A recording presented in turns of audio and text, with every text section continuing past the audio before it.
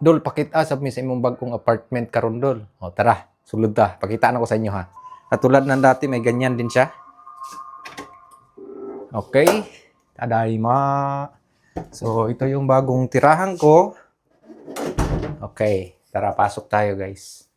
So, same pa rin ang setup halos doon sa una. May mga lagayan ng sapatos. Ayan. Ito. So, yan. Pagpasok natin, bali 3 kwarto to siya guys. So, dito muna tayo. So, yan yung siminday ko. So, dito ako naghihilamos, toothbrush. So, ayan. Okay, so ito naman yung liguan ko. So, ayan yung liguan ko guys. Okay, basa-basa pa na, gigikan pa ko galulo. Galulo, naligo deh. So, gikan ko naligo. Ayan, yung liguan ko. May upuro din siya. So, same din halos ng setup nung una, kung tinirhan. Pero mas malaki to dito guys. So, ito yung liguan. At ito naman yung CR ko guys. So, ayan yung CR.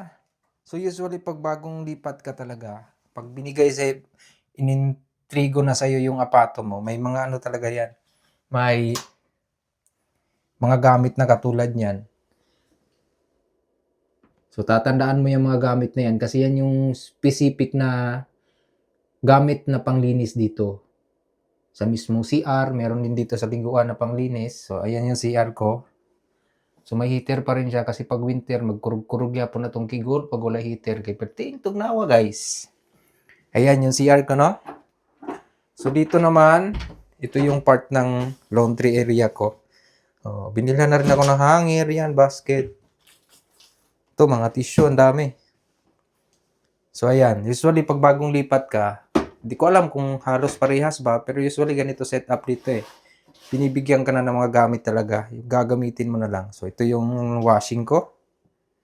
Ayan, pagpasok naman natin dito, so yung kwarto na yan, bawal natin pasukin yung kwarto na yan.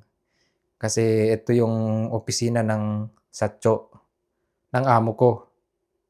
So, malaki ang kwarto na yan. So, bawal natin pasukin yan, guys. So, dito na lang tayo. So, pagpasok natin dito, bungad sa atin, ito yung pinaka-dining niya. Living at saka dining, ito na rin siya. O, di ba, mas malaki dun sa una. O, so, dito makikita natin, pagkapasok, yan, side table. So, nandyan yung kompleto na halos, guys. May vacuum siya, binilhan ako ng panglinis. Naka-free wifi na rin siya, guys. Ayan. Ito yung table ko, dito ako kain. At ito din yung rice cooker bagong microwave. Ayan, heater. So, pag binuksan mo ito, yan yung bintana, makikita mo na yung labas. Tapos yung lutuan, naka-induction heater na siya, guys. Sobrang laki na ito. Mas malaki ito dun, guys, sa una. Yan, may exhaust din siya. Ang laki din sobra. Yan, yung hugasan, mas malaki din yung lababo ko kaysa dun sa una. Halos kompleto na ng gamit yan, guys. Yan, ito yung ref ko. So, may kunting laman. Sa baba, yan. Ito naman yung kwarto ko, guys, yan. Medyo, ano siya, kasi glass, maliwanag. So, kailangan ko pa ng setup dito. Pagpasok mo, yan yung makikita mo. So, kailangan ko pa ng table dyan. Bibili pa ako para sa setup. So, kunting ayos ko lang dito. May aircon na rin siya. Diyan ako natutulog. At ang kagandahan, guys, pagkadating ko pa lang dito, binilhan ako agad ng ng amo ko nito. O, di ba? Sapatos. Medyas, tapos itong belt, tapos mga inner, binigyan ako agad. So, yan yung binigay sa akin agad pagkadating dito. So, dyan yung lagayan ng damit ko. Yan. So, medyo malawak din yung kwarto ko. Kaysa dun sa una. Ayan, di ba? Sobrang convenient siya. Tapos, binuksan mo to siya, ambak ka kagrit guys, kung magkinaunsa man.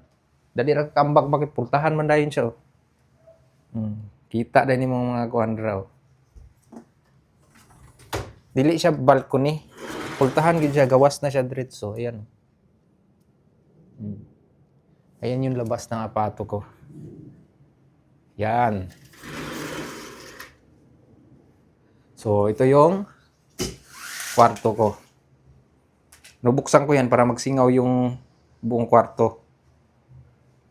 Yan, so lipat tayo dito sa kabila. So, ito naman yung isang kwarto dito. Ayan. So, ito naman yung isang kwarto. Yan. Sobrang laki din ito. Yan, no?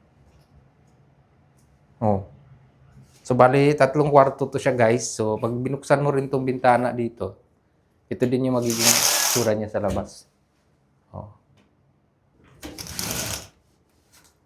Yan siya. Dito na naman ako titira. Di ko alam kung hanggang ilan. Hanggang kailan ako dito. So, hoping na tatagal tayo dito, guys. So, napakaganda ng setup ko ngayon dito. Sobrang lawak at sobrang luwag. Di ako pinagbawalan masyado dito, maliban sa ingay ko. Wag lang daw ako masyadong mag-ingay. So, yung mga nagtatanong kung ano yung tsura ng bago kong apato, ito na yon. Ito yung setup niya. So, sa mga pupunta dito, hindi man siguro ganito yung magiging apato nyo or magiging ganito man. Iba-iba kasi yung setup, no? Usually, pag bagong dating kayo talaga, halos kumpleto na ng gamit yan. Iingatan nyo na lang kasi kung paano tayo pumasok dito, pag aalis tayo dito, ganun din tayo paglabas dito, dapat malinis din talaga siya. So, kung gaano kalinis to ngayon, ganun din ako kalinis lalabas dito.